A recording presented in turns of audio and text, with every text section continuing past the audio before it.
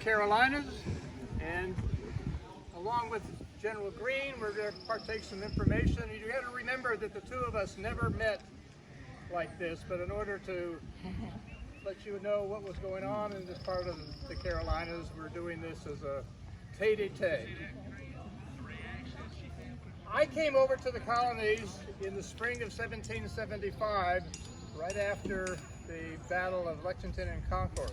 And I was on a ship with Richard Howe, who was going to take over the command from General Gage, because they felt that he hadn't done well enough as a British commander. Of course, he was married to an American wife, so it probably did add some conflict to the family situation. I was there for the Battle of Bunker Hill. Wasn't there, but I watched it, and I realized very quickly that if we were going to have the casualty rate that we had at Bunker Hill, we're going to need a bigger British Army, because it was the only thing that saved us is that the rebels ran out of ammunition and they had to withdraw. There was then the campaign around New York, Manhattan. That was in the spring and early summer of 1776. Washington had moved his army to New York City and was given the task of defending the island of Manhattan. The fallacy there is that which army or which nation had the best navy, the Americans or the Royal Navy? Well, we know that King George's Royal Navy certainly outclassed whatever navy the colonials had. And so there's a series of battles where Washington is defeated, pushed out of Long Island, pushed out of Manhattan, across the New Jerseys, and I was given command of the army in the Jerseys. We are in the fall of 1776. The American Army has lost every battle that they have fought in, and they went from about 20,000 men to about 6,000 men. And we figured winter is coming, there's not much fighting going on in the winter, so I put a Hessian regiment in Trenton, New Jersey to protect that site. And that old gray fox, George Washington, on Christmas Eve crosses the Delaware River, and without even suffering a casualty in battle, he lost 2 men that froze to death in the boat, and he defeats the Hessians. So all of a sudden this war in New Jersey that's supposed to be dormant is quite active. So I send some troops to harass Washington. Washington is smart enough to realize that he needs to get back across the Delaware, which he does, and so we figure in the British hierarchy that it is over. Well, he comes back, we have him trapped at this little area where there was a bridge. Of course, it got evening, and I said, well, we'll go get the old gray fox tomorrow. We wake up the next morning, the gray fox is on his way to Princeton and wins the Battle of Princeton, which all of a sudden, what's happening? This army that's supposed to dissolve after the first of the year has just won 2 major battles against the army that I'm in command of. So the war after that, there was an invasion of Howe goes to Philadelphia. He figures we'll capture the capital of the American, and then it'll be the end of the war, but it doesn't. The Congress, they go somewhere else. He was supposed to support Burgoyne, who was coming down from Canada, and what happens is that instead of going north, he goes south. Burgoyne is surrounded and surrenders an entire army and basically is in disgrace. But Howe never takes the blame for it. But finally, after that campaign, it's the winter of 77, 78, Washington is in Valley Forge, and the army comes out of Valley Forge, a completely different army that went into Valley Forge. And one of the hot contended battles, I mean hot, was the Battle of Monmouth, which was in June of 78, where the temperature was over 100 degrees. Had enough men to override the defenses that the other army has. So we look at the South. I had been involved in a campaign early in 1776. We were going to get the Highlanders from the western part of South Carolina to join the British Army, and we would take over South Carolina. However, there's this little battle that lasts about 4.5 minutes at Moore Street Bridge, where the Highlanders are strongly defeated. We also attacked Sullivan's Island that same summer and were defeated there, so we kind of left the South alone. But since we're not doing too well in the middle Atlantic states, I am commanded to take an army down to Savannah. Clinton, who's my commander, is actually in charge. I'm one of his wing commanders. We attack Charleston, attack Savannah, lay in siege, take Savannah, and then go overland to Charleston, where we put them under siege. The American Benjamin Lincoln is forced by the Congress to maintain in Charleston. Of course, he ends up, the army is completely captured. So now we, under my command, control South Carolina. I am given the task of building outlying forts in the western part of South Carolina. The problem is we have these two irregular generals or high rank called the Fox and the Gamecock, who are playing havoc on my lines. Of course, General Gates, who won the Battle of Saratoga, 1778, is given all the credit. However, there's this gentleman by the name of Benedict Arnold that actually won the battle, but he isn't given any credit. So he's given command of the Southern American Army. He's going to be my opponent. We have a little battle of Camden in August of 1780, and they run. Then General Gates sets the new speed record for moving from Camden to Hillsborough, North Carolina in 72 hours. His staff could not even keep up with him. So now I am in control of Camden. The problem is, General Washington up north is going to put a very, very able commander to the Southern Army, even though the Southern Army doesn't hardly exist.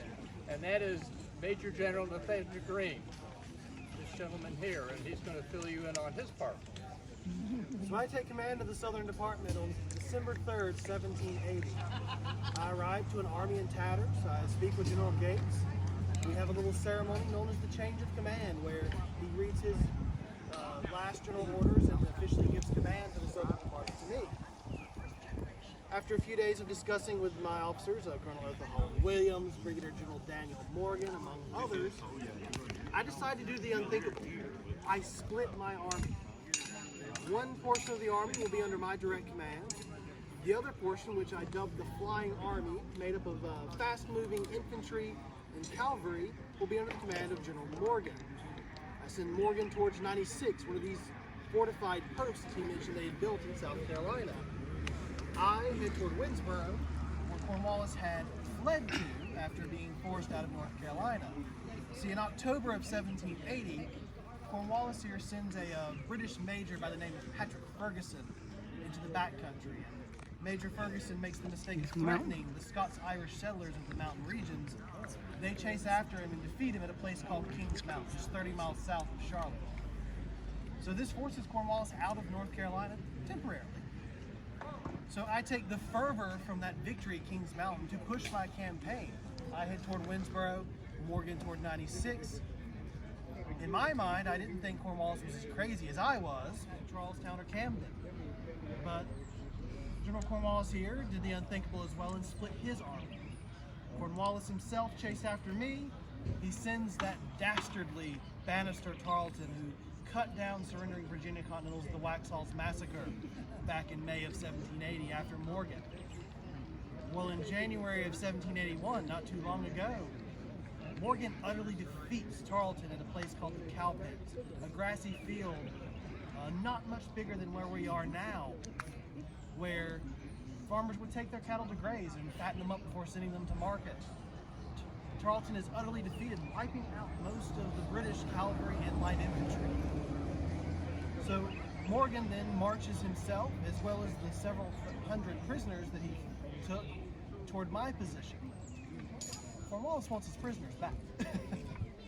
So Cornwallis chases after, and we engage in what has been called the Race to the Dan River, which is the campaign we are currently partaking in. Morgan eventually catches up with me here in Salisbury. I arrived in Salisbury, was resupplied. A very kind tavern owner named Elizabeth Steele gave me some funds to fund my campaign. We crossed the Yadkin River, and not even an hour after we crossed, rains from upstream caused the Yadkin River to swell. I sometimes wonder what side God was on in this conflict. Forcing him to be stuck on the other side, Cornwallis is so angry he orders his artillery to open up fire on our encampment. We were slightly out of range. One of his cannonballs landed in front of my headquarters tent. I got up from my desk, looked at it, and then kind of went back to signing the dispatches that I was working on at the time. So we are now currently engaged in this campaign. My goal is to reach the Dan River before the British, cross into Virginia and resupply. That way I can gain more troops. I realized that after Cowpens that I needed to consolidate my forces, and I'm going to chase after Green's army. Of course, I have a lot of baggage, tendage, and realize that we're not making any gains. We're basically matching him, but we're not making any gains. We're not catching up to him. So one bright afternoon, I order the burning of all excess equipment, even my tents and my extra uniform, because I'm setting the example that because my men have to sleep under a tree, I'm going to sleep under a tree also. So we burn our supplies and we hastily go after this wildly impetuous young commander, and we get to the Dan River just as his last units get across the river. He had gathered up all of the boats 30 miles each side of this crossing, and my men are exhausted. We have burned food along with everything else, and we are really in no way able to get into a conflict in a battle with it. So we retire to Hillsborough. We stay up there about a day and break camp and go to Hillsborough. I then recross the Dan River after resupplying, and start marching toward an area that we had passed through when we got close to the Dan River, known as Guilford Courthouse. It was a small little community with a courthouse right next to a somewhat larger community of Quakers known as Blue Garden. When we passed through there, General Morgan stated, "We need to have a battle here. The terrain is very similar to Cowpens. I think my tactic of Cowpens would work here." I kept that in the back of my mind. We get to Guilford Courthouse a few days into March. We set up camp not far from the courthouse, and we get word that the British are on the march toward us. This is March 15th, 1781. I set up my forces in the three lines, like Morgan did. First line, untrained local North Carolina militia, most of which had never been in a battle. My second line were more veteran Virginia militia, North Carolina militia. Some that had fought at Kings Mountain, like William Campbell and his riflemen, and some that had been in battles like Cowpens and Camden, like General Stevens of Virginia. Now, my third line was where myself and my veteran Continentals of the Maryland and Delaware lines, and also including some new Virginia and North Carolina Continentals. The battle opens up at about 2 o'clock in the afternoon. Cornwallis hits the first line. Now, I had ordered the first line to fire 2 volleys. They barely get one off before the Fusiliers under Colonel Webster charge. Many of my men said that they heard the blood-curdling scream of "Push on, my brave Fusiliers," before they ran. They get through the second line. The British advance to the second line. There's more heated fighting. We can hear it in the third line. We can't see anything, but we can hear it.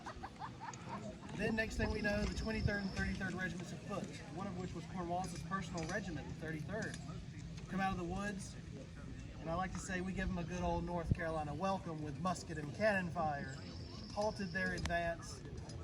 Then the Brigade of Guards and the Hessian Regiment von Bosa come out of the woods. There the battle turns very violent. Hand to hand, bayonet to bayonet fighting for at least 20 minutes. I couldn't tell which way the battle was going. Cornwallis couldn't tell which way the battle was going. I order my cavalry under a young officer, William Washington, a cousin of His Excellency General Washington, to charge the British. At the same time, the British load their 3 artillery pieces with grape shot. Now, when the artillery fires, cannon fire doesn't distinguish between red and blue uniforms. It cuts down both Continental and British soldiers, and I ordered my men to retreat. We pulled away from Guilford Courthouse, leaving the field for Cornwallis. So technically, he wins the battle. But strategically, I feel I won the battle. However, when I lose a third of my army, even though I command the field, that's not really a victory. So by this time, my men are in very, very poor physical shape. They are still under discipline. The British soldier is good for that, and I realize that we need to get somewhere where we can get resupplied. I feel that General Green is probably going to be following me and harassing my rear. He just lets me go, which is an insult. My army is in such deplorable shape. Why even consider that they're a force that I have to deal with? So I get to Wilmington not realizing the southern part or the eastern part of the Carolinas is swamps. Get out of one swamp into another. I get to Wilmington, I'm there for about 2 weeks, resupply, and decide I'm going to take this war into Virginia. Virginia so far basically has been left alone. They weren't doing very well in the Carolinas, so maybe we'll go to a different field and do better. So I decide to move north. And I get into Virginia, and the area around Petersburg is the beginning of a peninsula, that the York River's to the north and the James River's to the south. And there's a port at the mouth of the Chesapeake Bay called Yorktown. I get a message to Clinton that I would like to have the Royal Navy there at Yorktown, either to resupply me, evacuate me, or give me orders on where to go from this point. I do send some troops to Richmond and even to Monticello, and they go to Jefferson's home, and as the British going in the front door, Jefferson's going out the back door, and we fail to capture him. So I make the decision to go down the peninsula, which turns out it's not going to be the way I want, because General Green. So, up in Virginia was a dear friend of mine, General Marquis de Lafayette. And his orders from Washington were to hold Virginia. When Cornwallis abandons North Carolina, I take my forces into South Carolina. We start mopping up those supply forts that Cornwallis has set up. Camden falls after the Battle of Hobkirk's Hill. I lose the battle, but his commander in South Carolina, Lord Rawdon, abandons Camden. We march into it triumphantly. The British had left it as a pigsty. I decide to besiege 96, one of the most key fortified towns in the backcountry of South Carolina. We get word that Rawdon is coming with reinforcements. We abandon 96, the siege, and Rawdon orders the town burned to the ground. After that, I march my forces toward Charlestown. Rawdon himself leaves South Carolina. Rumor has it that a French ship captured him on the way up toward Virginia for some reason. And a Colonel Alexander Stevens is put in command. I engage in battle in September 1781 at Eutaw Springs with Colonel Stevens. We bloody each other up a bunch, but after that, the South Carolina British forces, there's not enough to hold into. They're beginning a campaign in Virginia. Lafayette is harassing Cornwallis and his forces, engaging in small battles here and there, a battle of Green Spring, places like that. And then I get news that Washington himself and a combined force of French and American forces are marching from New York. I send a letter to one of my officers saying, "We've beaten the bush, it's time for the old fox to bag the bird." And Washington arrives in Virginia at a place called Yorktown. I make the right-hand turn going down the peninsula around Petersburg. I occupy Williamsburg, which had been a colonial capital. I'm there for about a week, and then I move on to Yorktown, expecting the Royal Navy to be awaiting me there. There was a Navy awaiting me there, but it wasn't the Royal Navy. What had happened was that the French, who were our allies in 1778, hadn't really done anything for the American cause. But they were down in the Caribbean, and they wanted to get out of the Caribbean because we're getting into September. It's hurricane season, so they come north. They arrive at the mouth of the Chesapeake. Clinton finally has gotten off his rear end and sent down a fleet. There's a battle off the Capes. This is the one battle that the British Royal Navy doesn't win, and so it goes back to New York. I'm thinking, because communications are such that it takes a while to get there, I continue on to Yorktown, and when I arrive at Yorktown, I realize that the Navy out there isn't flying the flag that I want it to fly. So I start to dig in. I dig a line of trenches, but just beyond the trenches, I built 3 redoubts. To the north, it was the Welsh Fusiliers redoubt, and then on the other end of the line, we were using the York River as our boundary, and then the Chesapeake Bay. I built 2 more, and we number them 9 and 10. And they basically are very strategic because you can place because where I am, I'm controlling the field. There's an open field. A frontal attack would be murder. And so I realized that what I have to do is hold out very, very quickly. So I dig in. What has happened is that I was like at the bottom of the bottle. And Washington and Lafayette, coming from New York, are putting a cork in that bottle. I'm basically trapped. Hopefully, I will get relief. The Americans finally arrive. We go into a siege, and they start digging these parallels. In other words, you have a line like this is my line. You have a parallel line with the American line. Well, at night, they will go and they will take a left, and they will form another parallel, because that's just the way it worked, getting closer to my line. I'm holding my own very, very well until one night there's a young lieutenant colonel that's a good friend of General Green's. Colonel Alexander Hamilton. Apparently he's pretty popular for what I hear people talking about right now. Nothing needs to boost his ego more than it already is. But Hamilton was ordered by Washington to take Redoubt 9, and the French, under the point, will take Redoubt number 10. Hamilton orders the attack with no flints in their musket, strictly bayonets. Within 10 to 15 minutes, Redoubt 9 falls to American hands. Within 20 minutes, Redoubt 10 has fell to French hands, allowing Washington to form a second grand battery and second parallel. Now I'm under fire. I'm staying in the Governor of Virginia's of the Nelson House, but now that's under cannon fire. So there's a cave on the beach of Yorktown that I'm hiding in the cave just for protection. Constant artillery shells. It's just 5 or 6 every minute. It went all night, it went all day. It's killing my men, it's destroying my earthworks. And I said, I need to get out of here. I still haven't heard from Clinton. So on one evening, I said, well, we're going to take what boats we have, and we're going to move the army across the York River to Gloucester Point, which we held, and we are going to move north. Again, I'm not sure what side the good Lord is on, because a storm of immense magnitude comes across us and sinks most of my boats. I lose a lot of my men. I am trapped. And I realize it's time to talk about the unholy name, surrender. I had seen what happened to Burgoyne at Saratoga, and he was now an officer completely undesirable, almost cashiered, because he had lost the entire army. Now I'm in the same situation. But my men are suffering. We are under constant bombardment. I form a group of my officers to meet with the commissioners in the American and French Army, and we meet at the Nelson House, or the Moore House, and we draw up the Articles of Surrender.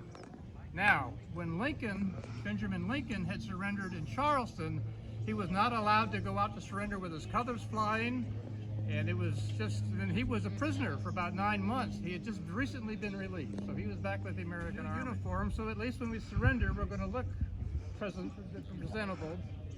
And the only song that we're allowed to play is The World Turned Upside Down as we go out to surrender. You have the French on one side of the line, you have the Americans on the other side of the line that we have to pass through. Unfortunately for the surrender, I was feeling ill that morning, on the morning of the 19th of October, 1781, and I had my second in command, General O'Hara, carry my sword to the surrender. And I tell him to see if you can surrender to the French. It's bad enough that we have to surrender the army, but I don't want to surrender to the Americans. So he leads the army out. He goes up by the numbers. Advance worm. Okay, perfect. Search Pete. It'll startle her, I'm sure. Advance sponge. 10 vet. Sponge Pete. Handle cartridge. Charge Pete. Ram cartridge. Right.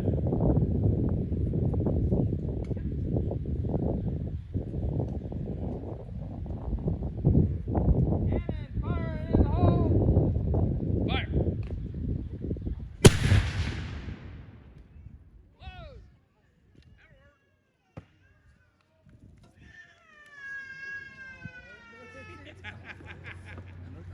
What happened, buddy?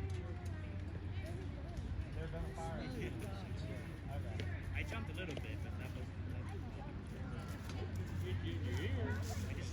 Yeah, you're fine. Fire in the hole!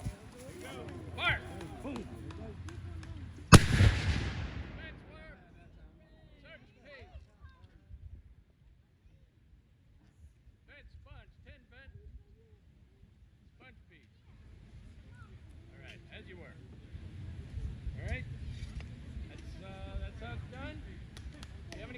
feel free to come up.